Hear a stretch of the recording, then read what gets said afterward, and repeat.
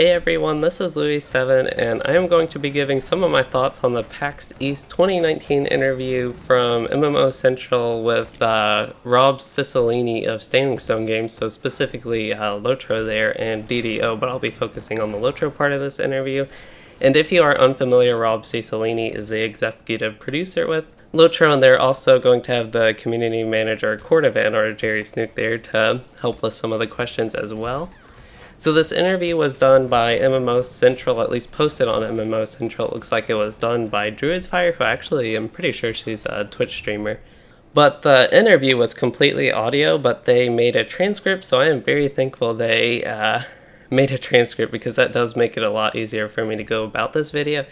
And at this point, almost a minute in, I have to be honest, I actually recorded this video for about 30 minutes before doing this. And I was basically stammering my way through like the whole interview and just talking about every specific detail, so I am going to go more briefly reading things and not go through the whole interview like I was doing before, because that took too long and was way scattered with a lot of my thoughts, and just a lot of the conversations here are long, so that's why I'm not doing this. But overall the video will be in a pretty loose format, as I just give some of my impressions of some of the things as I see them for pretty much the first time, and actually give some of my thoughts again. I've read through most of it now. But I think it'll be interesting to go through it that way, and I really haven't done a video like this, and yeah, it's just going to be a pretty relaxed way going about this. So we'll see how this goes, and I will go ahead and start getting into the actual interview. So I guess the first part of news is the 64-bit client is on Palantir, which is LOTRO's alpha server. It's a private server before beta, and that I guess we have known. If you all haven't paid attention, I've talked about this in some of my streams, but there have been some Palantir alpha leaks about that. So it's kind of something that was known that it's been in there, I think even for about a month or so it's already been there. So it's just going through all the testing with that, and it should be on board very soon, because they want it to be out in weeks and not months. So to me, weeks means sometime in April and not like a month away. So I would think that's pretty exciting, and I know they are working on a burglar update as well in about 2 weeks or so, so I'm kind of wondering if the timing of the burglar update and alpha and beta for the 64-bit server would happen at the same time. It's just kind of the timing on that might be a little bit too coincident, I don't know. So yeah, that is something definitely to look forward to in the future, and something I'm excited for. So at this point they shift to talking about one of the things in LOTRO's producer's letter, which if you haven't seen my 2 videos on that, I do recommend you watching that, maybe for a little bit more context, but specifically the afterthoughts one I do give a little bit more thorough and cleanly formatted, let's say, review of my thoughts in the producer's letter. I'll also link those below in the description, as well as, you know, the interview and all that stuff, if you're interested in checking more of that stuff out. But to get back to the topic here, one of the big concerns they have, Druidsfire specifically mentioned this, one of the big concerns she has that she's seen from the community is that tier 4, 5, and those higher difficulties will just add more morale to mobs, make them do more damage, and maybe add some more, you know, increase the number of ads. So they're wondering if there are going to be additional mechanics, and that is something I actually really wondered as well, because if you just increase mob morale and damage and increase number of ads, that's really boring to me, and they need to add some sort of new mechanics without increasing the length, the amount of actual time you're spending doing an instance or raid or whatever at a higher difficulty. Have that take about the same amount of time. I mean, you can adjust that a little bit as characters get stronger and content at the same time gets stronger, but yeah, they do say they want the increased difficulty to be more compelling than just adding health and damage, so they are going to be adding some mechanics. And it sounds like some enemies, some of the things they're thinking, none of this stuff is set specifically in stone, but some of the things they're thinking is to give specific mobs, like elites and tougher mobs, maybe additional abilities or specific resistances, or just something you have to play around. So they do give 2 examples here if you're wondering maybe some way this would work. The increased mechanics is, what if one of your mobs, once it dies, it buffs all other creatures around. Do you want to kill the one that gives the buff last so it doesn't buff anybody when it dies? And then say there's another one that does a lot of damage and stuns people. Well, you probably want to kill that one so it doesn't deal a lot of damage and stun people and cause wipe. So just kind of mechanics like that to give a general idea. I mean, I could go over a ton of mechanic things. There's like fire on the ground, that's a pretty simple one, staying out of the fire, mechanics like that as well. So they say there might be different creatures, and the powers will be dependent upon tech, actually, just how many different powers I guess they can have, the pool they could actually pull from.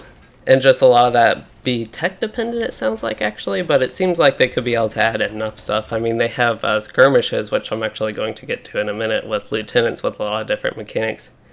And they say that randomly spawning other elites, so like extra elites in your encounters, with the content is something they're examining right now. And he says he doesn't want to say too much unless we have to change direction just in case they do.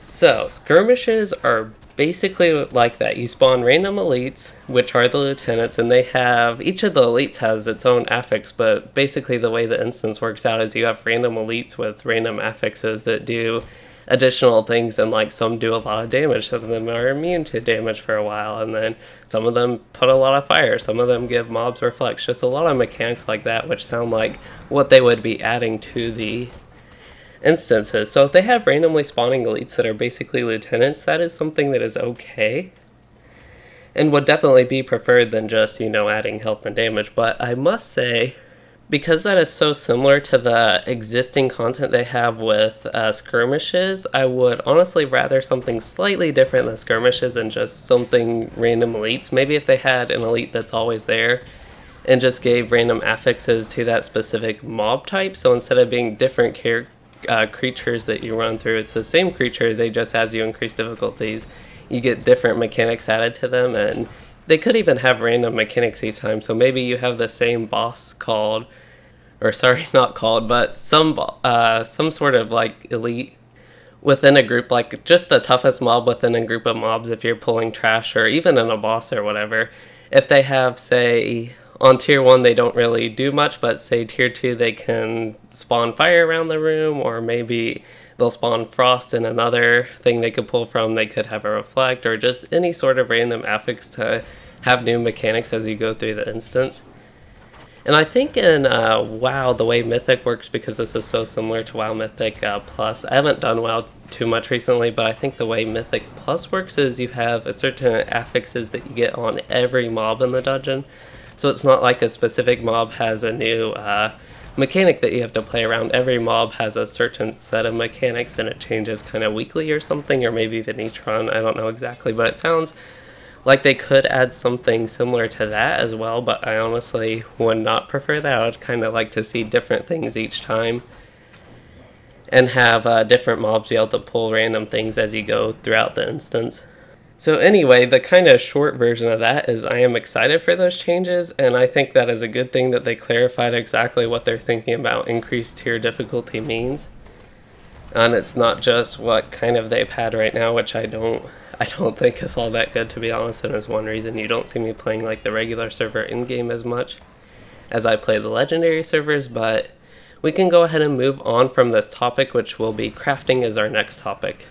So at this point, I am going to be honest that there is a lot with the crafting here, and it might take me a little bit to get through, but I'm going to try to quickly summarize some of the key points of this. If you want, again, the full interview, you can go ahead and read that, but just because it's so long, and this was kind of one of the parts that was so scattered when I said I was going through this before, it's just something that would be easier for me to quickly go over some of the things, like the key points I think of this, the results basically of the interview that's like relevant to the players, and hopefully the people watching. So that's kind of my goal with this. We'll see how it goes once I go through this. So one thing they're looking for is crafting items to not be bad, but they also don't want them to be a lot better than other items. And if they're bad, there's no reason to craft, but if they're better than other items, you're kind of pigeonholed into having to craft, and crafting basically be required to do in-game, which is, I definitely don't think is a good thing. I really hope they don't go that route, which it sounds like they don't want to do. But they're kind of thinking you could have a really good item in a certain slot that can be really good that's crafted. So say boots, they have that example, and that could be good until maybe you get to tier 2 or tier 3 content, and then you would replace the boots. But that way, if you're like doing landscape and you're crafting, you can build that specific boot, and it won't invalidate all the other gear, but you can still upgrade it and it'll be better than other boots. But say it'll only be the boots, you still need gloves and chest piece and whatever else. And that's just a specific example of what they're thinking. It could be like a specific crafted item there, anything, and just have other pieces that can't be crafted. And I think this is kind of like what they did in Rise of Isengard. So you can only craft certain pieces in Rise of Isengard, but the crafted pieces themselves weren't that all good that I know of, especially the leveling ones. So they weren't like up to tier 2 or tier 3 at that point.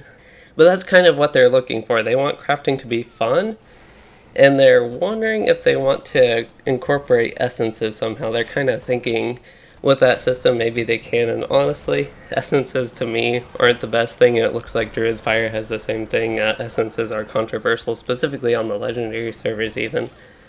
They kind of shift focus from specifically in-game there to some lower level content, which would be kind of Mirkwood to End of Rohan. And at this point they talk about reputation gating recipes. So Druidsfire, it sounds like what she wants is you to have, you could still have all the old recipes reputation gated, but they would all be bound to account, so you could send, if you go through all that stuff and get the reputation on one character, you could send your alts the recipes, the crafting recipes, so your crafting alts can basically make that stuff and not have to run through the Rohan, Mirkwood, that type of stuff content, and get those recipes. Or get the reputation to get those recipes, so you can just like, again, go through your main and then just send them off and be able to craft the stuff without having to worry about that huge grind and going through all those areas with the reputation specifically. And then if they are bound to account and not like just BOE, so you can't sell them, you can just send them to your alts really, and not really have an issue with doing auction haul and sending them to kinmates or friends or just anything like that, keeping it to your account at least. So I think the thing is Severlin kind of thinks that older content, at least with the reputation gating, it would be okay to move stuff to account bound.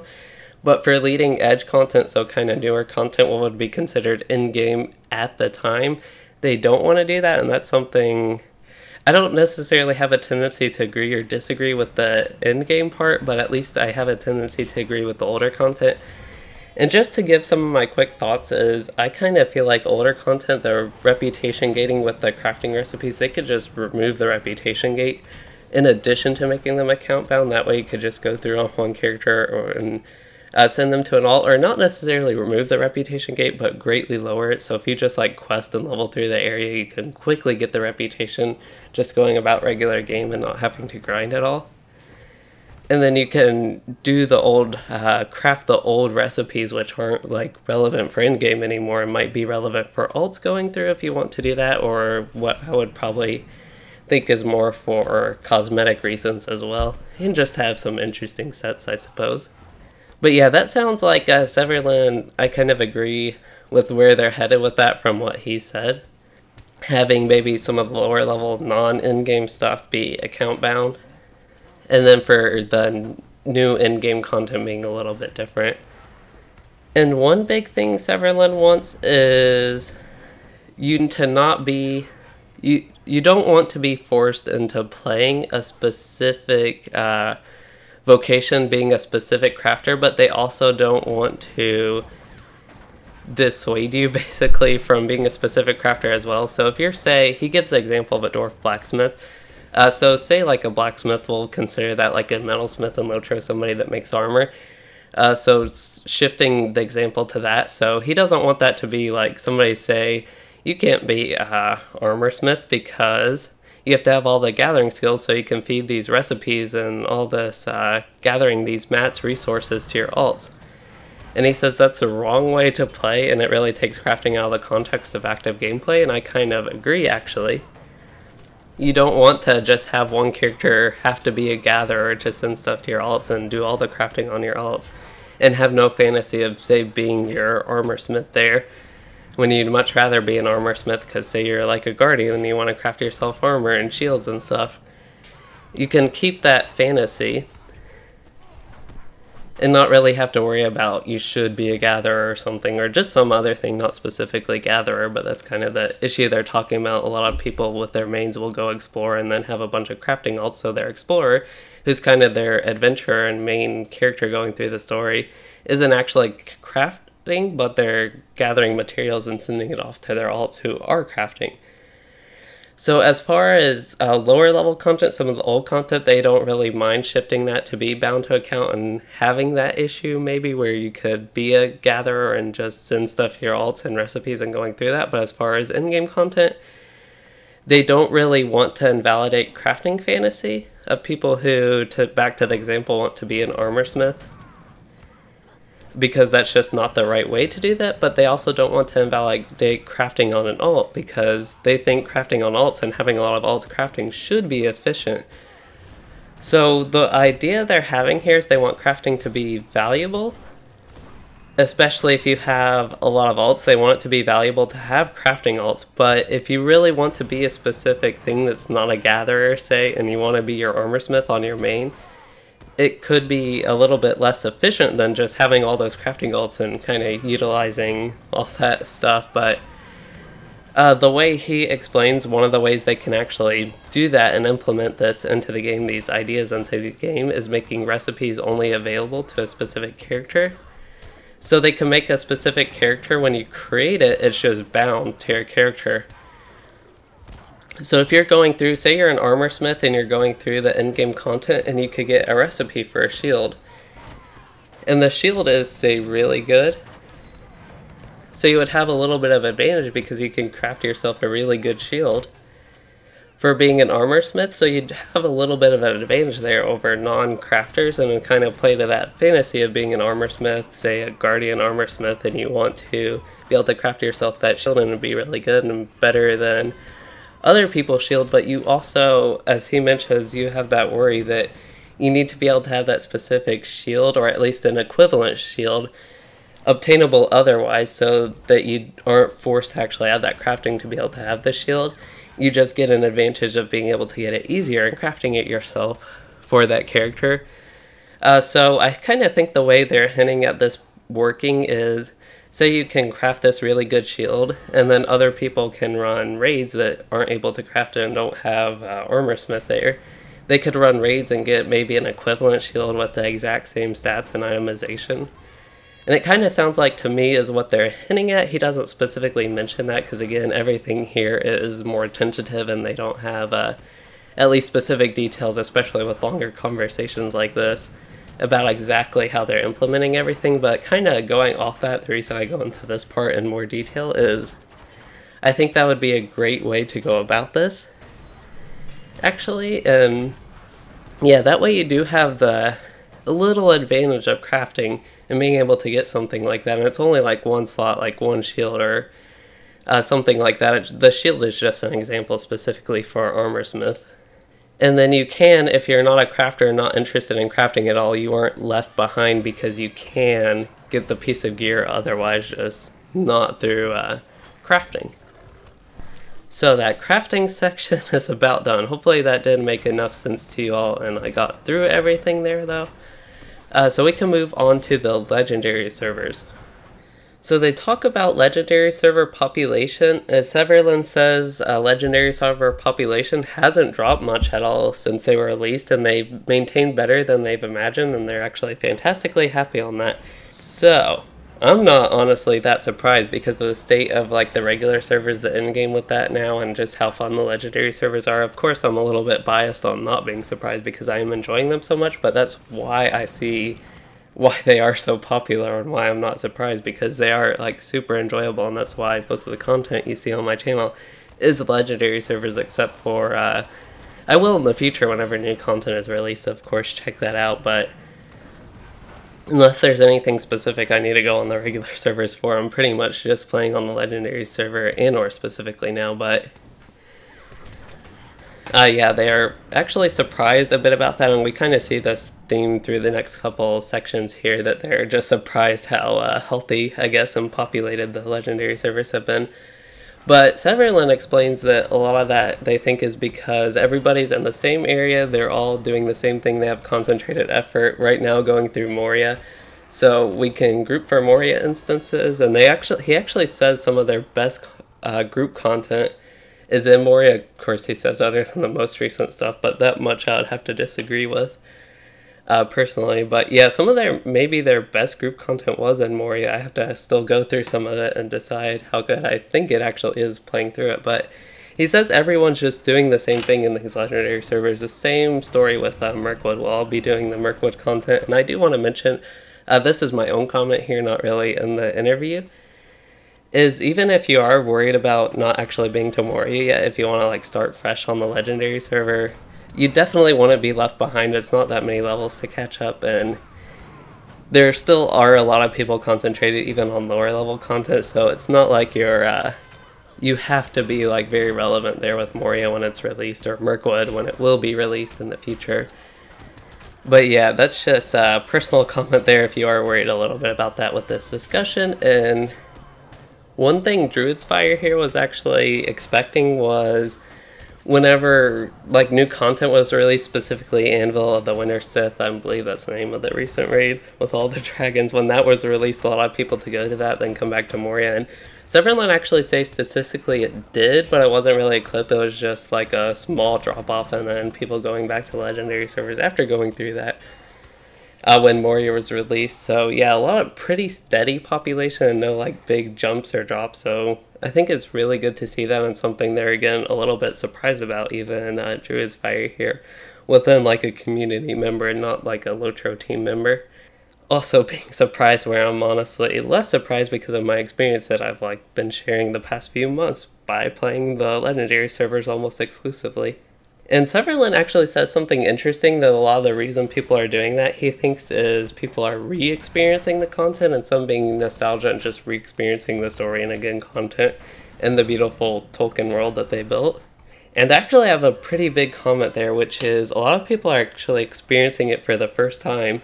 Not only the story and the Tolkien world, but some of them are experiencing the in-game content for the first time. A lot of it, myself included, but I know people on my kin, and a lot of people there just have never done, say, the Turtle or any of the Ingmar raids, the Rift, Dar Narbogud, going back to Moria, and continuing even into Mirkwood. I know people that have never done that, or people that haven't done Rise of Isengard content. So they're not re-experiencing it, but they're experiencing it for the first time, and I think that is a pretty big draw on why people aren't really jumping ship to the regular servers when stuff like Anvil of the Winter Sith is released. Also on that note, a lot of people might not be up to level 120 with Anvil of the Winter Sith to do that, so they're actually able to do in-game in the legendary servers because it's a lot less gap between going there and getting to the in-game and getting to where you can do the in-game content than the regular servers. On top of that, the regular servers have the whole legendary item and severe gating and gear issue that also would prevent people maybe from being able to experience the in-game content there, where you can quickly jump in the legendary servers and just basically do it. So yeah, that's kind of one thing that he didn't mention that I think is a big draw for the legendary servers and might explain why there's not really a big drop-off when stuff like that is released, and a lot of people just steadily playing it and happy to go through the legendary server content like myself. But yeah, I could make a whole video on the topic of the in-game issues. I actually do plan to. Now that I mentioned that, I remember I have a plan to actually make a video of the issues with LOTRO's in-game content. But yeah, I thought I would just share some of my thoughts a little bit more in detail with that, just because of how much I've enjoyed the legendary servers and their mention of it, with how surprised they are with its population. But we will be moving on to some future content here in this section. In short, they can't really share much about Update 24, but Druidsfire gives a lot of info that I'm honestly less familiar with the story, but she talks about how there being hints about where we're going with like Rosgobel to help Radagast, and the story going through Vales of Anduin to actually get to Update 24 is planned to be Vales of Anduin if you all aren't familiar.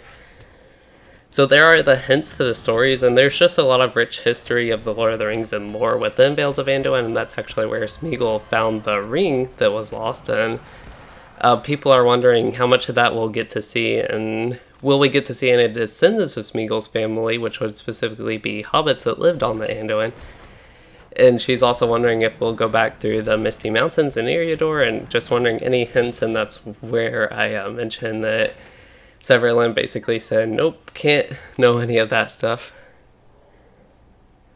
But the reason he gives for that is he doesn't want to spoil the content, and kind of why I'm going through this, where I'm going with this, is he says, well, other people on the SSG team would come with pitchforks against him for spoiling anything, but he says it's kind of the immersion. If you have expectations of what you're going through, it just won't be as fun, and they want you to experience the story fresh, not really knowing anything about it, and that's why they don't reveal anything about, say, the story there. And he does says the Vale of Anduin has a rich story, and a lot of stuff happened there, and the story will actually eventually lead into Minas Morgul. So that's kind of just a little bit background, that they don't want to spoil the stuff and don't want to share story points, is why we don't really see any of that stuff, and why we aren't given anything as far as that goes. But it maybe gives a little bit more background with Update 24 for you all. So the next expansion is Minas Morgul, and we will also see Shelob, who is not a human person or a spirit in human form. And I honestly thought Shelob was a spider, so I might have been misinformed there. That was just something Druidsfire mentioned. And then there is an updated Mordor map that has Lake of Nirn, which looks like somewhere we would go within like the Minas Morgul expansion in Mordor. And it looks like at Gen Con they talked about going to Khand and just places south of Mordor, and just a lot of lore and story there with Aragorn and Eomer, and things about Easterlings, and just a lot of stuff like that. Druidsfire wants to know about the story there within this interview. And basically Severlin agrees there's a lot of stuff there, and with the story people they have on the SSG team to actually go through this stuff, they have a lot of areas to go through, and they don't want to specifically mention one area they are going to go if they don't know, because again, there are a lot of areas in LOTRO. It's just a really big world with a lot of rich lore, and they want to go through it. And even though they have done a lot of it, there's still a lot to go, so they have a lot of things they're excited for, so they don't really have any specific details there as far as like going south to Khand or Harad, or even up north to Rune, which wasn't specifically mentioned in the interview, but I have heard it mentioned elsewhere. So yeah, no specifics there, but a little bit, again, background info on why, with at least just because they have so many options there of where they could go, they don't have any answers as to where they are going. Okay, shifting to another topic again, which this one will be player housing, and it looks like they are adding some player housing in Rohan. It looks like they're planning specifically after the regular servers, after Minas Morgul is released. And that will actually be coincident timing with the legendary servers getting to Rohan at about the time they would add player housing there, so that would be good timing as far as that goes. And they also say that won't be the last housing they add. They're going to be adding player housing all over the place. It sounds like at least plans to do that. And they'll be visiting other places than just Rohan. And I think he mentioned Rohan, yeah, here specifically. Just the style and location is something people have been asking for, and it's a good thing to put their resources into, and will help lead up to Rohan on the legendary servers. And yeah, Rohan is somewhere I'm personally not excited for, but I'd at least be interested in checking out the housing. I'm sure there are other players that are more interested in that than me. Rohan, it's just from like a world building perspective and landscape perspective, I think it was, I don't really mean to be too critical here, but I think it was some of the worst world building part history of LOTRO. They improved since then, but they kind of, from, I would say after Mirkwood and even Isengard a little bit, just, it went way downhill to me. In my opinion, it went way downhill, and then they kind of improved maybe a little bit after Gondor, some of the areas, and then kind of iffy in some other areas. So yeah, just a little bit of my thoughts on that, and why I'm maybe personally less excited for Rohan housing is because of the more of my experience there outside of housing specifically. You know, the housing could be perfectly fine, and I might love the housing. It's just kind of the background with Rohan, something I don't really like too much, basically. It doesn't help that the questing experience there wasn't fun to me, which made me probably enjoy the actual world less and pay less attention to it. So you know, it's something I really have to pay attention to when the legendary servers maybe get to Rohan, which is kind of their next topic, something I'm going to try to enjoy Rohan, basically. But moving on from that, to get back to the actual content here in the interview, they move on from that to the music for Update 24, which Bill Champagne is doing. He's from Darth Celtics, it sounds like. So Darth Celtics doesn't return any results for me, but he's doing the music for Update 24, and I'm not too sure. That doesn't mean anything to me, basically, so maybe some of you all will find that interesting, but it looks like they will be adding some new instruments to LOTRO, and Severlin actually says that he's interested in adding like 500 new instruments to LOTRO. He wants to add an entire orchestra. But as far as like adding more instruments, Severlin says it's more of an animation issue and kind of their issue of implementing it than just simply creating a new instrument type.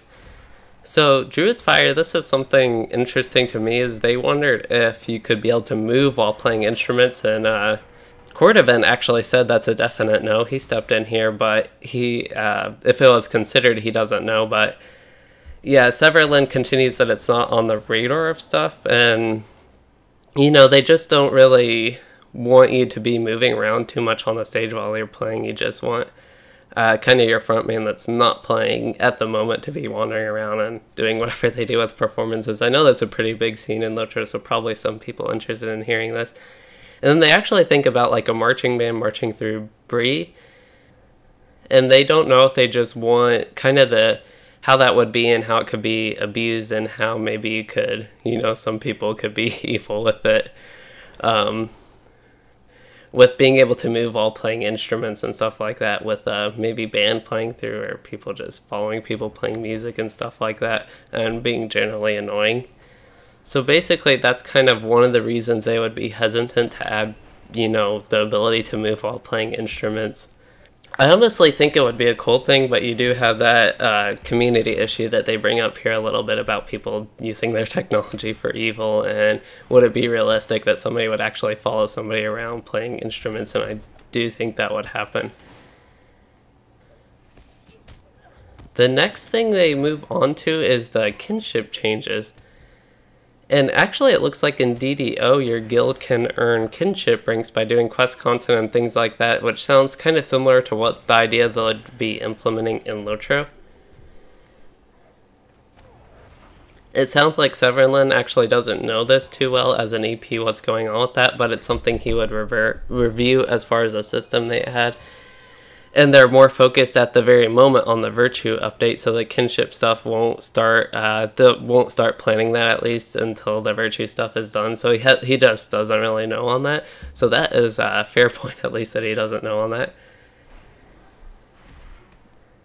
So they talk about class balances now. Druidsfire specifically mentions Runekeeper and Captain and how they were kind of on the short list to get their big update and balance pass, and they say that a lot of classes, they want to do their big balance pass first with a lot of classes, and then like individual classes do all them, and then they can kind of go through slower iterations of buffing and slightly nerfing and just making balance changes on a much smaller scale and more fine-tuned, instead of having the huge pendulum swings they're kind of even having a little bit now as they try and get classes in line with each other with the balance passes.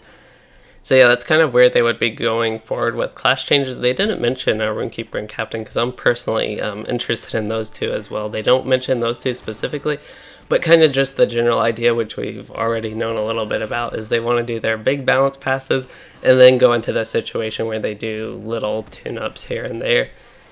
And then small changes more across the board with the class instead of big changes.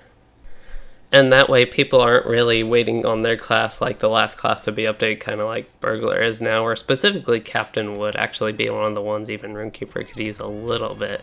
I think less than a Captain, but Captain right now, especially at the Burglar getting changes, will probably be wondering where their big balance pass is. So they're kind of, once they get through their balance pass, they'll be stepping away from that and doing their smaller iterations, just to basically repeat myself, I guess.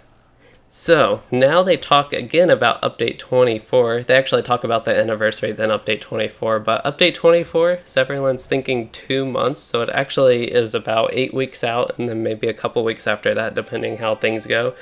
So probably later June and maybe even July is when we will see update 24. It sounds like anytime from mid-June to early July. And it just really depends how the development goes and how, bugs and quality assurance, stuff like that goes. So they don't actually know the official name of the update for the Veils of Anduin update 24. It's not actually Veils of Anduin because the name, their work in progress name, still needs to be approved, it actually sounds like. I'm kind of curious who it needs to be approved by, and I assume, they say they don't say anything very specific here, so I assume by Daybreak, which would be their publisher, would have to do the approval, and maybe even, I don't really know because they don't say, but just kind of guessing here, I'd have to say somebody above SSG as far as Daybreak or something with that. But anyway, they have to get the specific title of the update greenlit, and then they can make an announcement that would actually have the name of the update with it. And then yeah, that is the end of the interview. They end with that, going back to the update 24 content and kind of when that will be and stuff like that. And they actually do talk briefly here about Weathertop and how Weathertop, it used to actually crash Lonelands, but it's been less of a problem since they made some server updates in 2015.